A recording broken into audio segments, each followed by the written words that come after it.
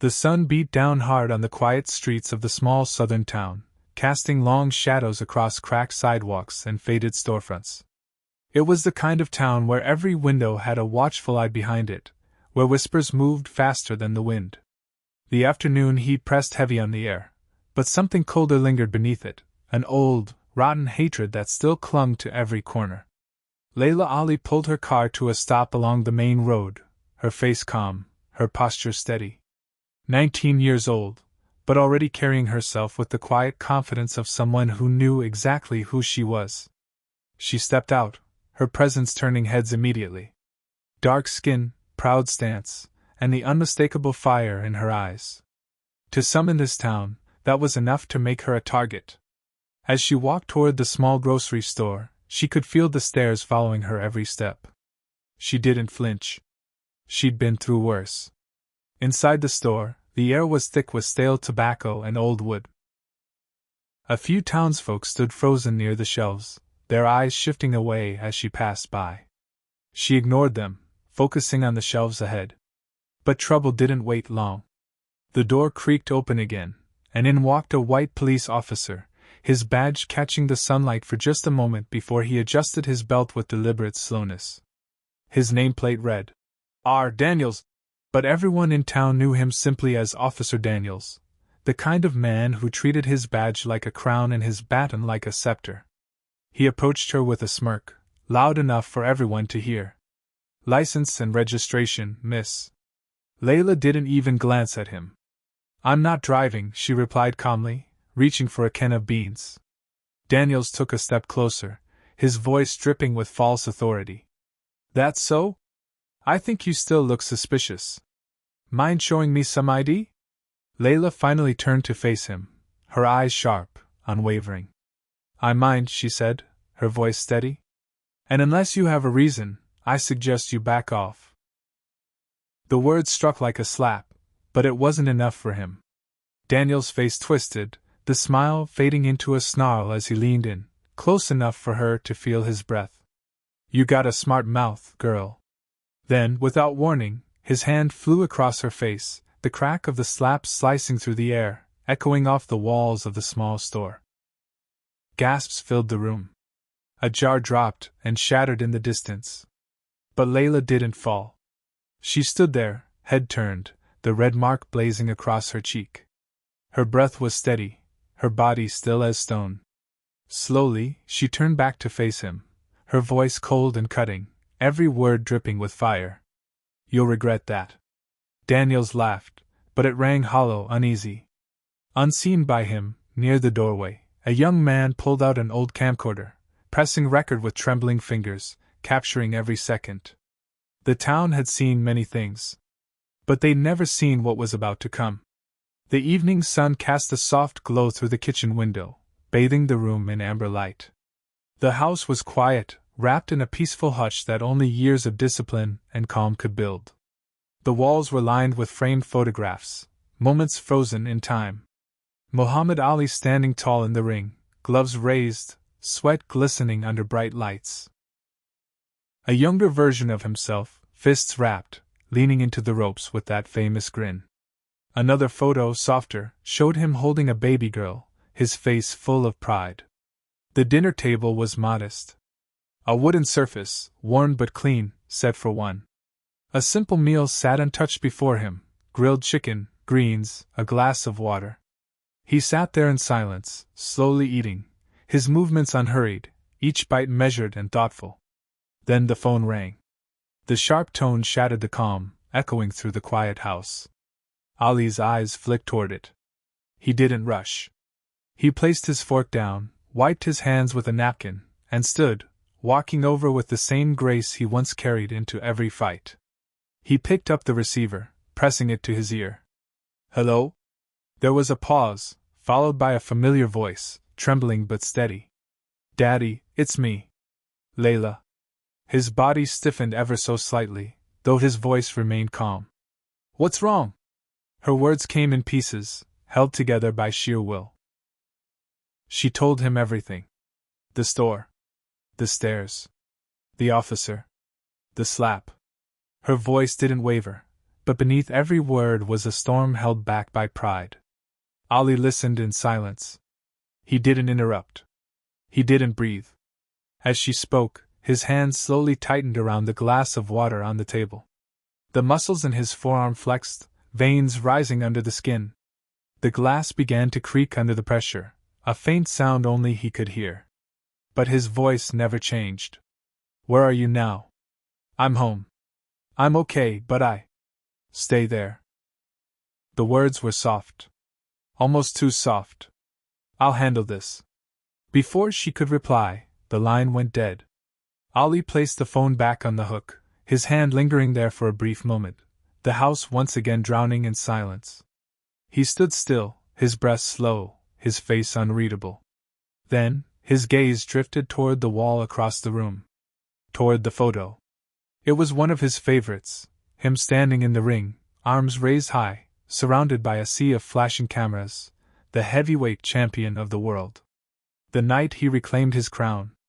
The night he proved every doubter wrong. He stared at it, long and hard. And in that moment, something shifted. The calm melted away, layer by layer, revealing the fire beneath. That old, familiar fire. The one the world had seen so many times before. His lips curled, just slightly, into the faintest hint of a smile. But it wasn't warmth. It was a warning. The greatest wasn't done fighting. Not yet. The road stretched long and empty ahead, winding through the outskirts of the small town like a scar across the land. The sun was sinking fast, bleeding gold and orange into the sky, casting long shadows that reached across the cracked pavement. The air hung heavy, thick with that familiar southern heat, but beneath it was something colder, something old and ugly that still lingered in every corner of this place. Down that lonely road came a car. It moved slow, steady, like it wasn't in any rush at all. A black sedan, its surface clean but unflashy, rolling smoothly toward the heart of town. Inside, Muhammad Ali sat behind the wheel, his hands loose on the steering wheel, his face calm, eyes hidden behind dark sunglasses that reflected every building, every face, every sneer that met him along the way.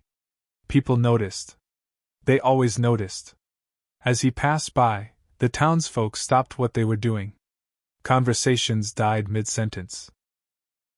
Men paused on porches, their cigars frozen between their fingers. Women peeked through curtains, their whispers sharp and quick. A few crossed the street to avoid even standing on the same sidewalk as his car. They knew who he was. And they didn't like it. Some muttered under their breath, their words laced with poison. "What's he doing here?" Should have stayed gone. But Ali didn't look at them. He kept his eyes forward, his face unreadable, the engine humming low beneath him. In his mind, the words of his father echoed, steady and clear. "Never raise your fist first, but never lower your head either." The words played like a mantra, looping with every mile he drove deeper into that town. He saw the signs, the flags, the stairs. But he felt nothing. He'd walked into bigger storms than this. He turned down the main street, where the old diner still sat, where the grocery store stood quiet now, its windows reflecting the last light of day. And then, he saw it. The police station. A squat, ugly building, its paint peeling, its flag hanging limp in the still air. Ali pulled the car to a stop right out front. He sat there for a moment, his hands resting calmly on his lap, the engine ticking as it cooled. He didn't move. Outside, a few onlookers had gathered, their curiosity outweighing their fear for just a second. Phones began to appear, shaky hands lifting cameras to capture what felt like history unfolding in slow motion. Ali finally opened the door, stepping out with that same unshakable grace. He straightened his jacket, adjusted the cuffs of his shirt, and let his gaze sweep across the faces staring at him from the shadows. They looked away. All of them. Every single one. Except for one young man, standing by the corner with a phone raised, recording it all, his eyes wide with something between awe and hope. Ali's gaze lingered on him for just a heartbeat longer, then shifted back to the police station ahead. He walked forward, slow and steady, each step landing like the beat of a distant drum. The calm before the storm had arrived. The police station sat like a forgotten relic of another time, its walls stained by decades of smoke and silence. Inside, the air was thick with the scent of old leather, sweat, and something else, fear masked as authority. The yellow lights above flickered faintly, casting a sickly glow over the chipped floors and faded badges that lined the walls. Every desk was occupied, but no one dared to look up. They had seen who just walked in. Muhammad Ali. He moved through the door without hesitation, his steps slow, deliberate, as if every stride measured the weight of the building itself. He wasn't there to ask. He wasn't there to beg. He was there for one reason. The room fell quiet. Papers stopped shuffling. The click of typewriters ceased. A few officers shifted in their seats, their eyes glued to their desks, pretending to be busy, but their ears caught every step Ali took. Without a word, he stopped at the front desk, his towering frame casting a long shadow over the young officer seated there. The young man swallowed hard, staring at the man in front of him. "I'm here for Officer Daniels." His voice wasn't loud. It didn't need to be. The young officer stammered, unsure whether to move or speak, glancing around for guidance that wasn't coming. In the back of the room, a door creaked open. There he was. Officer Daniels. He stepped out, his uniform wrinkled, his chest puffed out with the false bravado of a man who had grown too comfortable abusing power. He walked with a swagger, chewing gum, his eyes narrowing the moment he saw who had come for him. Well, look what we got here," Daniels drawled, loud enough for everyone to hear, his voice dripping with mockery. "The champ himself." "Thought you retired, old man." Laughter followed from a few corners of the room, nervous, uneasy. Ali didn't flinch. Instead, he calmly walked toward the center of the room, taking his time. He pulled out a chair from the corner, turned it slowly, and sat down, facing Daniels directly. His face was unreadable, his body still as stone. He smiled. But it wasn't friendly. "Be careful whose daughter you lay hands on." The words were soft, but they hit harder than any punch. The room froze. Daniel's smirk faltered, just for a second, before he barked out a bitter laugh, shaking his head like he couldn't believe what he was hearing. "You got guts, I'll give you that," Daniel sneered, "but you don't scare me. You think just 'cause you were something once, you can walk in here and—" He stopped. Because Ali wasn't blinking. He just sat there. Watching. Silent. Unmoving. Something shifted then. In the far corner of the room, a young officer, barely out of his academy blues, stood up quietly. He didn't say a word. He walked toward the back exit, his phone already in hand, his eyes wide with something different from the others. "Respect." Outside, he typed quickly, sending out a message. "Ali's here. It's about to go down." Inside, the silence thickened, pressing on every wall. The confrontation had begun. And no one dared look away. The air inside the station was so thick it felt like it could snap. No one moved. No one spoke. Every eye was locked on the two men at the center of the room. Muhammad Ali sat with calm stillness, his presence like a mountain rooted to the earth, unmoved by the storm building around him. Across from him, Officer Daniels paced in tight circles, his steps heavy, his face twisted with fury and something else, fear. Daniels clenched his fists, his knuckles white. His breaths came faster, his chest heaving as he tried to hold on to what little control he thought he had left. "You think you can walk in here and talk to me like that?" Daniels snarled, his voice cracking under the weight of his anger. "You think you're some kind of hero? You're nothing but an old man living off past glory." Ali didn't answer. He didn't have to. That silence, it burned worse than any insult. Daniels couldn't take it. His rage exploded. He shoved the chair aside with a loud crash, the wooden legs scraping harshly against the floor as it toppled over. Then he lunged. He charged across the room, fists swinging wildly, his face red with fury, his voice gone to an animal roar. Ali didn't even blink.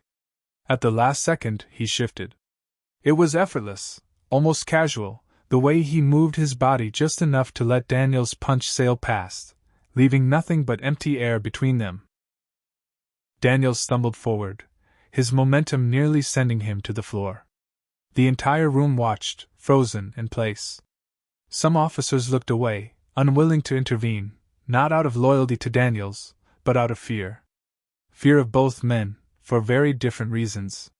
One officer gripped the edge of his desk, knuckles pale. Another swallowed hard, eyes darting between the door and the fight, wondering if he should run. But no one moved. Daniels spun back around, frothing with rage, and came at Ali again, faster this time, swinging without any control, driven purely by hate. Ali stepped aside once more, smooth as silk, hands still at his sides. The room was silent except for the sound of Daniel's grunts and the sharp shuffle of boots on the floor. Ali's face remained calm, almost detached, as if he were watching a child throw a tantrum. "You done?" Ali asked quietly, his voice like a knife slicing through the chaos. But Daniels wasn't done. He roared louder, charging once again, his fist flying, spit spraying from his mouth as he screamed. Ali moved like a shadow, dodging with a grace that seemed impossible for a man his size and age. His feet barely made a sound as he weaved and shifted, slipping out of reach every time. Still, Ali didn't hit back. Not yet. Daniels grew more frantic with every miss, his face turning beet red, sweat pouring down his temples, his swings getting sloppier, heavier, more desperate. Ali stood in place, letting him exhaust himself, watching calmly. And then, in the quiet between breaths, Ali's voice cut through again. "I warned you once." The words weren't loud, but they hit harder than any punch. Daniels froze mid-swing, his body trembling, chest heaving, but his pride wouldn't let him stop. He charged one last time, teeth clenched, eyes wild, fully committed to the attack. Ali didn't move until the very last second. Then, slowly, almost lazily, he raised his right hand. And for the first time since he'd walked through the door, he clenched his fist. A faint smile tugged at the corner of his lips. The room seemed to hold its breath. It was no longer a question of if. It was simply a matter of when. The fluorescent lights above burned bright, humming faintly in the dead silence that filled the room. Every officer stood frozen, locked in place, watching the impossible unfold before their eyes. Time seemed to stretch thin, the seconds dragging like hours, as Muhammad Ali stood there, calm as ever, his right fist now clenched, the weight of decades behind it. Officer Daniels stood just feet away, chest heaving, face twisted with rage and desperation. Sweat dripped down his brow, his breaths coming in ragged gasps, but still he lunged, blind with fury, a final reckless swing meant to crush. Ali didn't move. Not at first. He waited. And then, in the span of a heartbeat, everything changed. Ali shifted his weight, pivoting with the grace of a man who had done this 1,000 times before. His fist shot forward, not with brute force, but with precision, clean, sharp, and devastating. The first punch landed. But it wasn't just a punch. It was art. Slow motion took over, the world narrowing to a single point of impact. Ali's fist connected squarely with Daniel's jaw, the contact sharp and crisp, sending a ripple through the officer's face, his eyes going wide with shock. The fluorescent lights above seemed to flash brighter, catching the beads of sweat as they flew from Daniel's face like raindrops in a storm. The sound echoed through the room, a deep, hollow crack that seemed to shake the walls. Daniel's body lifted off the ground, feet leaving the floor for a brief, surreal moment before gravity took hold. He flew backward, crashing hard against the desk, sending papers and coffee mugs scattering in every direction. Gasps filled the room, but no one moved. No one breathed. Daniels groaned, dazed, but stubborn enough to try rising, his pride still clawing for air. Ali watched him, his face unreadable, his body still relaxed, as if he'd merely swatted away an insect. Daniels staggered to his feet, legs trembling, blood trickling from the corner of his mouth. His hands clenched into fists again, though weaker now, trembling with exhaustion and disbelief. He took one step forward. Ali's eyes narrowed. One more step. That was all it took. Ali struck again. Faster than before. This time, there was no slow motion. Only speed. His left fist flashed through the air, a blur of motion no eye could fully follow. It was over before anyone could register it had even begun. The punch landed clean, a perfect shot to the temple. Daniels didn't fly this time. He crumpled. Collapsed like a puppet whose strings had been cut, his body folding inward before slamming to the floor with a dull, final thud. Silence reigned. Every officer stared, wide-eyed, unable to process what they had just witnessed. Ali stood there, breathing steady, not even a hint of sweat on his brow. He didn't gloat. He didn't shout. He simply reached down, adjusting the cuff of his sleeve with quiet precision, straightening it with the same calm grace he had carried from the moment he walked in. Then, with the entire room watching, he looked down at the unconscious officer sprawled at his feet.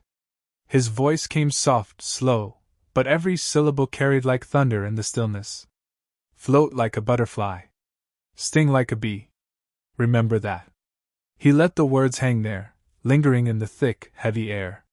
And then he turned, his back to the broken man behind him, walking away without another glance. He didn't need to. The message had been delivered. Loud and clear. The room remained still, swallowed by the weight of what had just happened. The only sound left was the uneven, ragged breathing of the officer still standing and the faint flicker of the fluorescent lights above, buzzing in the thick silence.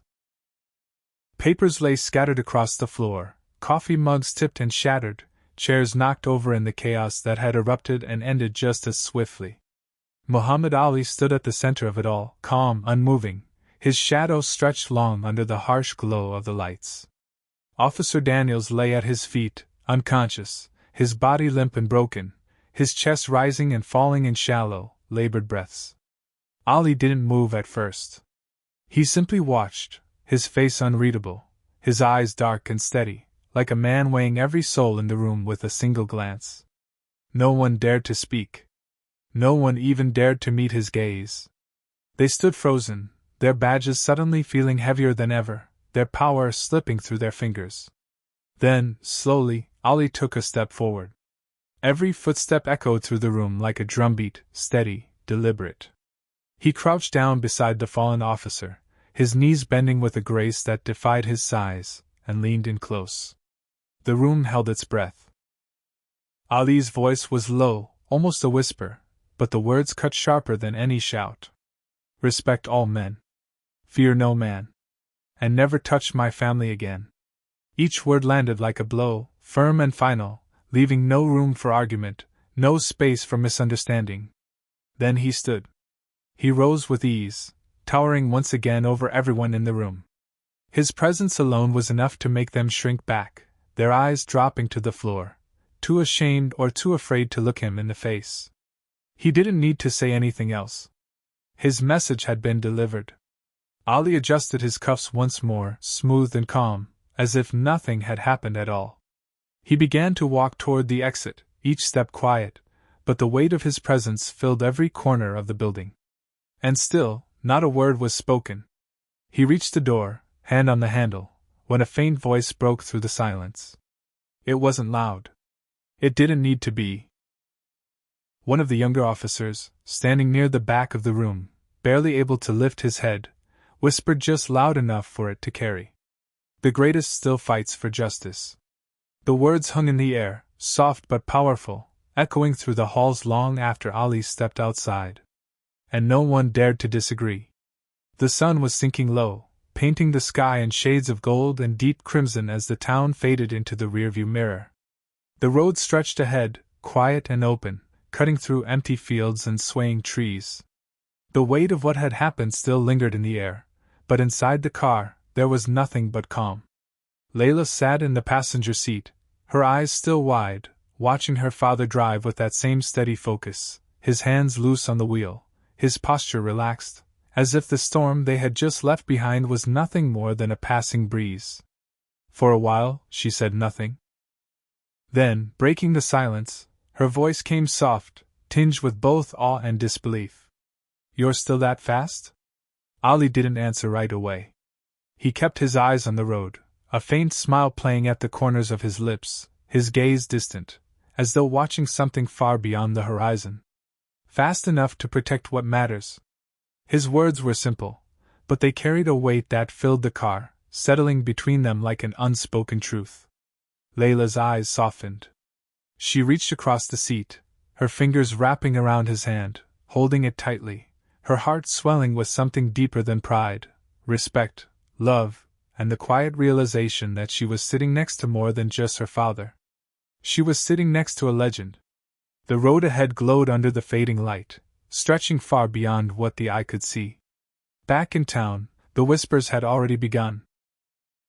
They spoke of the man who walked into the station without fear, of fists faster than the eye could follow, of words that cut deeper than any blow. Some called him a hero. Others called him something else. But by nightfall, every corner of that town would carry the same story. The greatest had come through. And no one would forget it.